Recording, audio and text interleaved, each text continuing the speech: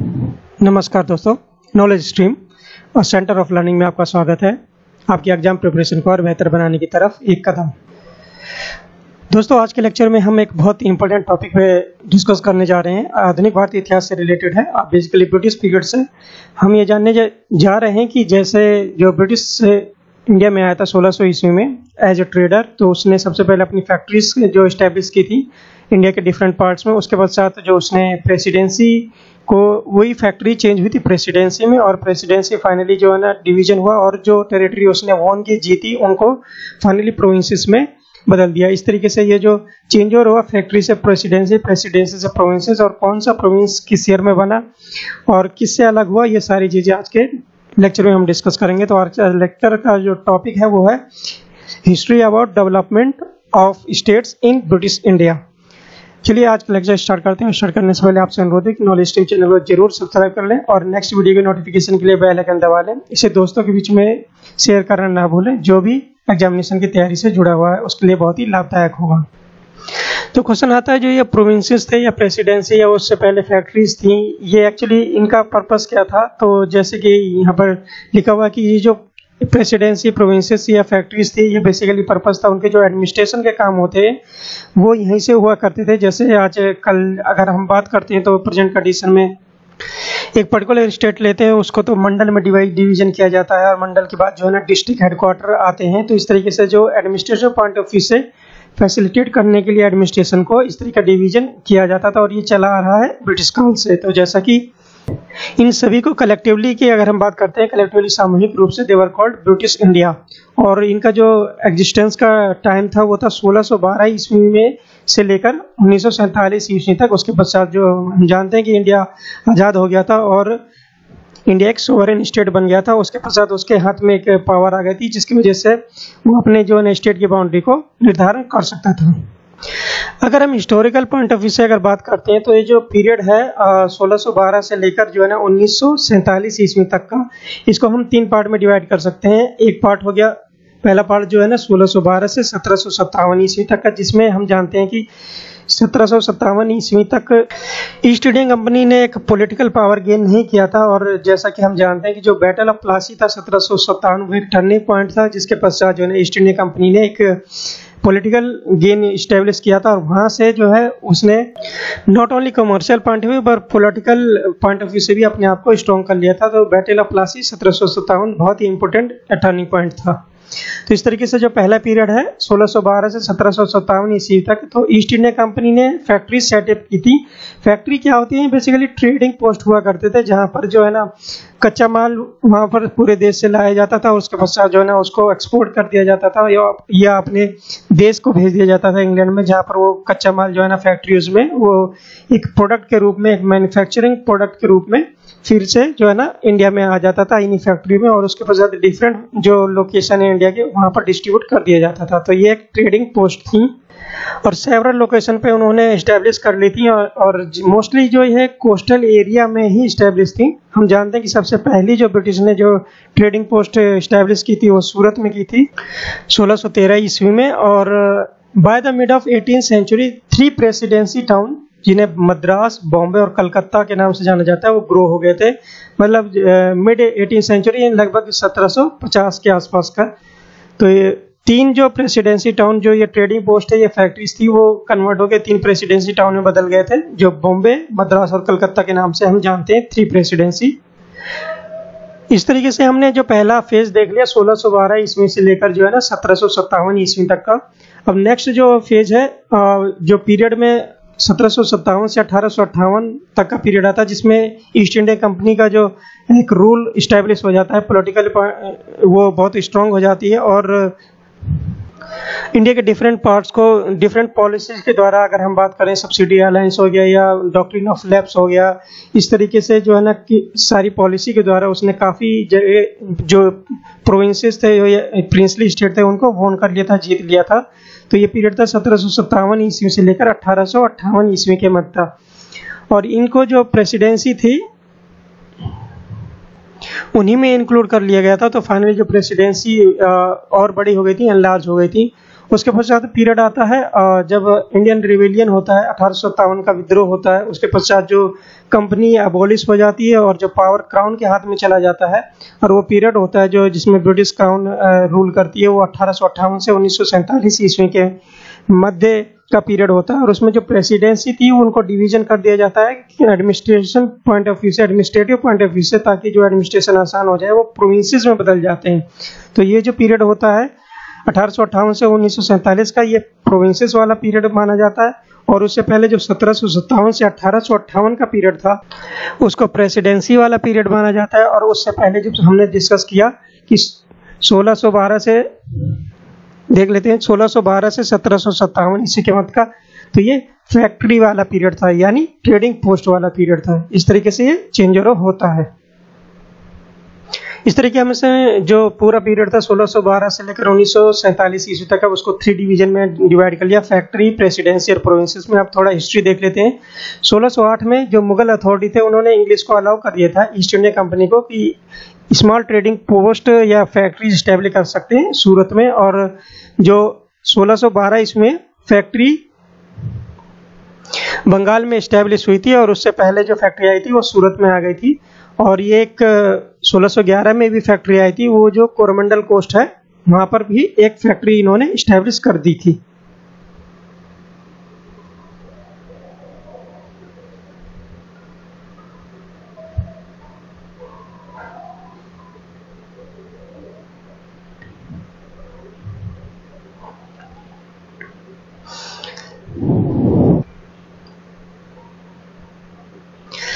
अब जो east India company का एडमिनिस्ट्रेशन चल रहा था 1858 ईस्वी तक, उसमें जो और प्रोविंसेस आए उनके बारे में जान लेते हैं। सबसे पहले जो है ना, प्रेसिडेंसी के बाद जो प्रोविंसेस का स्टार्ट हो गए थे, वो नॉर्थ वेस्टर्न प्रोविंसेस स्टार्ट हुए थे, जिसमें लेफ्टिनेंट गवर्नर कहाँ पर सिट हुआ करता था, वो आगरा बैठा करता था।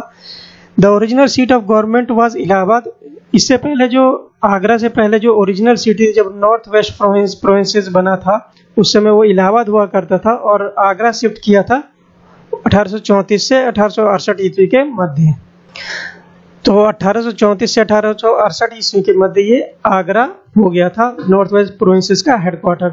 1835 में एक एक्ट आया था, और उस एक्ट ने इसका नाम बदलकर नॉर्थ वेस्ट प्रोविंसेस कर दिया था। जो सारा चीज जो एडमिनिस्ट्रेशन यहाँ पर चेंज हुआ है, नाम चेंज हुआ, ये हम जानते हैं कि चार्टर एक्ट 1833 आया था, उसके पश्चात ही ये सारा जो है नाम चेंज हुआ है। और जो इस समय फर्स्ट गवर्नर थे वो चार्ल्स मेडकॉफ थे, जिन्हें 1836 ईस्वी में नॉर्थ वेस्टर्न प्रोविंसेस का लेफ्टिनेंट गवर्नर के रूप में नियुक्त किया गया था। यहाँ जो सिंध की बात कर लेते हैं, सिंध अभी प्रोविंसेस नहीं बनाया था, केवल उसको बॉम्बे जो प्रेसिडेंसी थी उससे अलग कर दिया था एडमिनिस्ट्रेशन के लिए, और वहाँ पर लेफ्टिनेंट गवर्नर नियुक्त कर दिया था। ये केस हुआ था 1843 ईस्वी में। उसके बाद हम जानते हैं जैसे पंजाब पर डलहौजी ने विन कर लिया था, पंजाब को अपने ब्रिटिश इंडिया में मिला लिया था, और वो जो हुआ था फर्स्ट पंजाब वार हुआ था 1849 ईस्वी में। उसमें फर्स्ट एंग्लो सिख वार 1845-46 ईस्वी के मध्य हुआ था, और उसमें जो है ना जो सिख है वो हार गए थे, और उन्होंने जो है ना ट्रीटी ऑफ लाहौर साइन की थी। उसके पश्चात जो उस समय गवर्नर जनरल बन के आए लॉर्ड डलहौजी 1848 से 56 ईस्वी के मध्य जब उनका कार्यकाल था, तो उन्होंने 1849 ईस्वी में सेकेंड एंग्लो सिख वार हुआ था, उसके तहत इसको अपने राज्य में मिला लिया था, और पंजाब एक नया प्रोविंस के रूप में उभरा था 1849 ईस्वी में। उसके पश्चात जो नेक्स्ट प्रोविंस आता है वो नागपुर प्रोविंस आता है, और वो कब बना था, वो 1853 ईस्वी में हुआ था, और ये प्रिंसली स्टेट ऑफ नागपुर था, जिसे साइज करके डॉक्ट्रिन ऑफ लैप्स के द्वारा जो है ना, जो लॉर्ड डलहौजी ने एक बहुत ही इनफेमस पॉलिसी थी डॉक्ट्रिन ऑफ लैप्स। अगर कोई किसी का हायर नहीं होता किसी राजा का, तो उसको अपने राज्य में मिला लिया जाता है, वंशज नहीं होता। तो इस तरीके से उसको मर्ज किया था ब्रिटिश इंडिया में, ये किया था 1853 में। फाइनली जो नागपुर प्रोविंस को मर्ज कर दिया सेंट्रल प्रोविंस में 1861 में, जब सेंट्रल प्रोविंस बना था। उसके बाद अवध की बात कर लेते हैं। जैसे हम जानते हैं कि 1856 इसमें डॉक्ट्रिन ऑफ लैप्स वाले जो है ना पॉलिसी को इम्प्लीमेंट करके लॉर्ड डलहौजी ने अवध को भी हड़प लिया था, और इसके पश्चात जो है ना अवध भी एक सेपरेट प्रोविंस जो है ना बन के उभरा था। शुरू में जब अवध को लॉर्ड डलहौजी ने अपने ब्रिटिश इंडिया में मिला दिया था, उसके पश्चात 1856 से लेकर 1905 ईस्वी तक जो पहले नॉर्थ वेस्टर्न प्रोविंस बना था, उसमें इसको इंक्लूड किया जाता था, तो उसको पूरा नाम दिया जाता था north western province and Awadh. ये चला था 1905 ईस्वी तक। उसके बाद सेंट्रल प्रोविंस का जन्म होता है 1861 ईस्वी में। नागपुर प्रोविंस को बदल के उसका नाम सेंट्रल प्रोविंस कर दिया जाता है, और इसको पूरा कह सकते हैं कि सेंट्रल प्रोविंस एंड बिहार, और ये 1936 में इसका नाम बदल के सेंट्रल प्रोविंस ऑफ बिहार फिर से कर दिया जाता है। अगर हम बर्मा की बात करते हैं, जो सेकेंड बर्मा वार हुआ था, जो कि लॉर्ड डलहौजी के कार्यकाल के अवधि के दौरान ही हुआ था, तो 1852 में उनका कार्यकाल अवधि थी 1848 से 1856 ईस्वी तक। उसके पश्चात एक सेपरेट प्रोविंस के रूप में बर्मा उभरा था, और 1862 ईस्वी में इसके पश्चात जो थर्ड बर्मा वार हुआ था 1885 ईस्वी के बाद, उसके पश्चात जो है ना इसको अपर बर्मा वाला पार्ट भी कॉन्क्वर करके मिला लिया था 1886 ईस्वी में। इस तरीके से बर्मा का निर्माण होता है। और जैसे कि हम जानते हैं कि जो बर्मा था वो जब गवर्नमेंट ऑफ इंडिया एक्ट 1835 आया था, उसके पश्चात बर्मा को इंडिया से सेपरेट करके एक सेपरेट ब्रिटिश टेरिटरी के रूप में गवर्न होने लगा था, और ये सेपरेट किया था 1937 ईस्वी में। असम प्रोविंस की बात कर लेते हैं। It was separated from Bengal in 1874 ईस्वी में as a north east frontier province. 1874 में असम को बंगाल से अलग करके नॉर्थ ईस्ट फ्रंटियर प्रोविंस बना दिया गया था, और एक नए प्रोविंसेस के रूप में ईस्टर्न बंगाल एंड असम जो सेपरेट प्रोविंसेस के रूप में आए वो 1905 ईस्वी में आए थे। ये बहुत ही इम्पोर्टेंट पॉइंट है कि, और ये जो 1905 वाला ईस्वी है, ये वही है जो डिवीजन ऑफ बंगाल की बात हो रही थी, पार्टीशन ऑफ बंगाल और नॉन कोऑपरेशन मूवमेंट जब स्टार्ट हुआ था। फाइनल जो असम जो है एक सेपरेट प्रोविंसेस के रूप में आया, जब जो ब्रिटिश इंडिया की जो कैपिटल थी वो बंगाल से हटाकर जो है ना दिल्ली शिफ्ट कर दी थी। उसके पश्चात जो नए प्रोविंसेस के जन्म हुए थे, उनमें से एक असम प्रोविंस था, वो हुआ था 1912 ईस्वी में। इसी टाइम पर जो है उड़ीसा और बिहार को भी अलग कर दिया गया था। अंडमान निकोबार की बात कर लेते हैं। वो एक सेपरेट प्रोविंस के रूप में 1875 ईस्वी में इनकॉर्पोरेट हुआ था, और बलूचिस्तान एक नया प्रोविंस बना था 1887 ईस्वी के। ये जो क्रोनोलॉजी है, क्रोनोलॉजी में ये एग्जाम्स में काफ़ी पूछा जाता है, असम अंडमान निकोबार आइलैंड कब बना या बलूचिस्तान कब बना, इस तरीके के क्वेश्चन जो है ना काफ़ी बनते हैं। जो नॉर्थ वेस्ट फ्रंटियर प्रोविंस था, जो इस समय जो पाकिस्तान का पार्ट है, उसको 1901 में बनाया गया था, और वो जो पार्ट उसे डिवीजन किया गया था वो पंजाब प्रोविंस का ही डिवीजन करके नॉर्थ वेस्ट फ्रंटियर प्रोविंस बनाया गया था, जिसमें जम्मू कश्मीर और पंजाब और राजस्थान वाला जो एरिया पाकिस्तान से लगा है वो सारा रीजन जो है ना नॉर्थ वेस्ट फ्रंटियर प्रोविंस में आता था। दिल्ली जैसे हमने डिस्कस किया कि 1912 में सेपरेट कर दिया था जब कैपिटल शिफ्ट हुई थी कलकत्ता से लेकर दिल्ली तक, और Orissa separated province by carving out of certain portion of Bihar, और उड़ीसा जो प्रोविंस है 1912 इसमें सेपरेट कर दिया गया था। उसके पश्चात 1936 में बिहार से उड़ीसा को सेपरेट कर दिया गया था एक नए प्रोविंस के रूप में। सिंध का हमने पहले पढ़ा था कि जो बॉम्बे प्रोविंस है उससे कट कर दिया था, लेकिन एक सेपरेट प्रोविंस के रूप में वो 1936 में ही उभरा था गवर्नमेंट ऑफ इंडिया एक्ट 1935 के पश्चात, और एक नया स्टेट बना था सबसे लास्ट में पंत पिपलोडा, और ये सेंट्रल प्रोविंस था बेसिकली, और 1942 में बना था, बहुत ही छोटा स्टेट था। इस तरीके से हमने सारे स्टेट्स की क्रोनोलॉजी और किससे कौन सा सेपरेट हुआ है सारा चीज़ डिस्कस किया। इस मैप में हम देख सकते हैं कि जो ये बंगाल का ये 1858 का जो मैप है, और उसमें जो नए प्रोविंसेस बन के आए थे उनके बारे में असम जैसे देख सकते हैं, उसके पश्चात ये बंगाल का प्रोविंस हुआ करता था। ये सारा रीजन नॉर्थ वेस्ट प्रोविंसेस में आता था, और यहाँ पर जो पंजाब जम्मू एंड कश्मीर और सिंध जो वाला सेपरेट कर दिया गया था। बॉम्बे और मद्रास वाला और मैसूर एक स्टेट जो है ना नया स्टेट उभर के आया था। इस तरीके से हम देख सकते हैं कि कौन सा स्टेट में ब्रिटिश प्रोविंसेस का शासन हुआ करता था और कौन से जो प्रिंसली स्टेट थे, जैसे कि कश्मीर हो गया, राजपुताना हो गया, हैदराबाद वगैरह हो गया। अगर हम फाइनल जो 1947 की हम बात करते हैं तो उसमें 17 प्रोविंसेस उभर के आए थे, और ये एक लिस्ट है, इसको आप देख सकते हैं। जो ये मेजर प्रोविंसेस की हम बात करते हैं, 12 मेजर प्रोविंसेस थे जहाँ पर चुनाव हुआ करते थे, और इनमें जो मोस्टली एरिया थे, मोस्टली प्रोविंसेस थे, उसमें इंडियन नेशनल कांग्रेस ही बहुमत पाया करती थी, और मोस्ट प्रोबेबली जैसे सिंध हो गया या बंगाल हो गया या पंजाब हो गया, इनमें जो है ना उसको बहुमत नहीं मिलता था, और बाकी जितने प्रोविंसेस थे उनमें उनको पूर्ण बहुमत मिला करता था।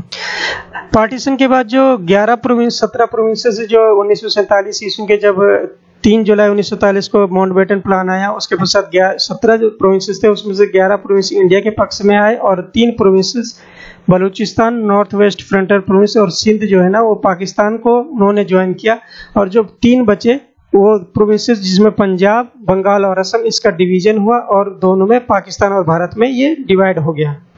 इस तरीके से दोस्तों हमने history about development of state in British India पढ़ा और बहुत ही इंपॉर्टेंट है, क्योंकि क्वेश्चन कभी पूछा जाता है कि कौन सी स्टेट जो है ना किस ईयर में बना था और कौन सा प्रोविंसेस बना था। तो एग्जामिनेशन पॉइंट ऑफ व्यू से बहुत ही इंपॉर्टेंट टॉपिक है। अगर आपको ये लेक्चर कैसा लगा कमेंट बॉक्स में जरूर बताइएगा। अगर अच्छा लगा तो लाइक बटन को प्रेस करना ना भूलिएगा। नॉलेज स्ट्रीम को जरूर सब्सक्राइब करें। नॉलेज स्ट्रीम से जुड़ने के लिए धन्यवाद।